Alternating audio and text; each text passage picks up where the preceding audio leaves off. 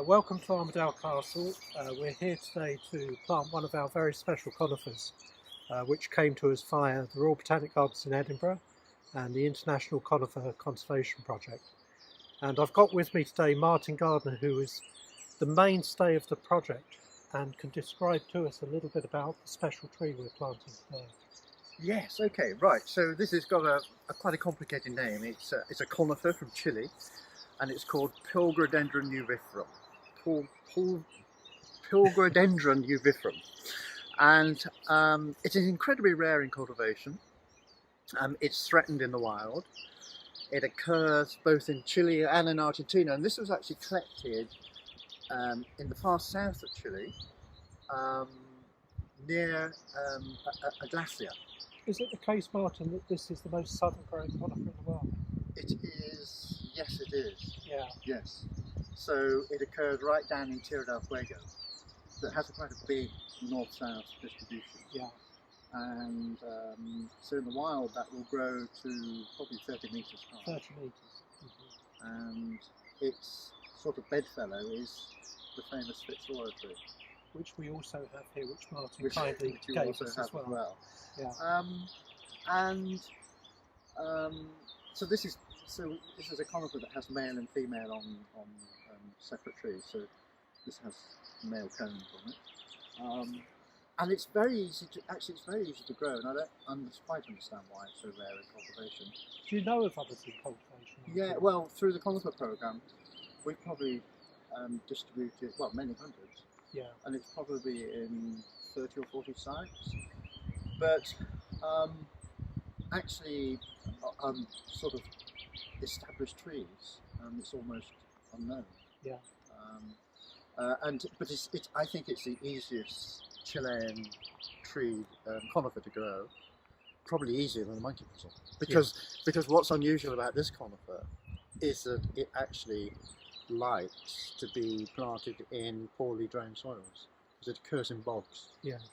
Yeah. And we've actually planted this in similar conditions in the UK, and it thrives. Yeah. Absolutely thrives. Well, we're very much looking forward to seeing it do well here. Yeah. So it's it's fantastic to have this tree, and wonderful to have it here at Armadale to help broaden the genetic base of these plants in cultivation. So the idea is that we're trying not to put all our eggs in one basket, so we're spreading our trees far and wide, and it will do very happy here. It's very long-lived. In the wild, probably, not as long-lived as Fitzroy, but probably up to 1,000 years. And could you say a little bit, Martin, a bit also about your connection with Chile, your particular connection with Chile? Well, okay, so I first went to Chile in the 80s as part of Operation Raleigh, which was a sort of an adventure group. I led the sort of botanical side in Chile of Operation Raleigh. And then from then on, I've sort of always taken an interest in Chile and Chilean plants.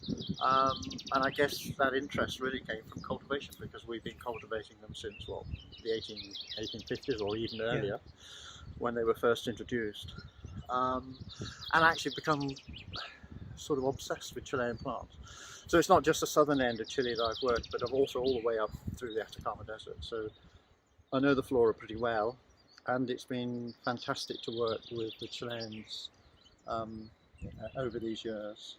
And hopefully what we've done in cultivation is to brought a lot more material back from Chile, a lot of new genetic material. And hopefully that will secure the long-term future of that in Chile. But also, we've had a lot of Chileans come to the Botanic Gardens in Edinburgh to train in horticulture, in conservation activities, and all of that sort of knowledge transfer hopefully will help to conserve their biodiversity in Chile. And the ICCP, which I mentioned in the introduction, that's been a very important part of your life as well, hasn't it? Yeah, so I've been working with the Conifer program for 30 years now, and I helped set it up. And what was the reason for setting it up initially? The reason for setting it up is because at Edinburgh, even with the Royal Botanic Gardens Edinburgh, we have 4 gardens, we just didn't have the space to represent all the threatened conifers. Not even Ben Moor, which is our special conifer garden. There wasn't enough space there to represent a broad genetic collection of trees, which is what you need for conservation.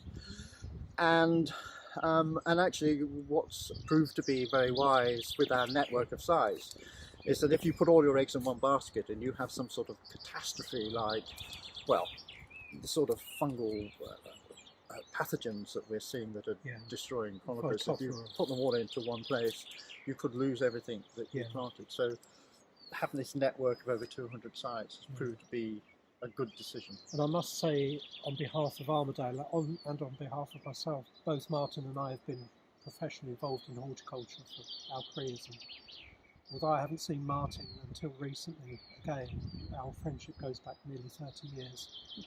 And for me, it feels like when I started training at the Botanic Gardens in Cambridge to have this sort of material to hand. And as I've said before, I think this is a big step for Armadale and will see us good for the next 20 years with our aspirations to become an internationally recognised woodland garden and arboretum.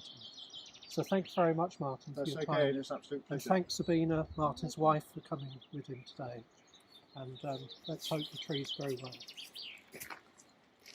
Very well. Thank you very much.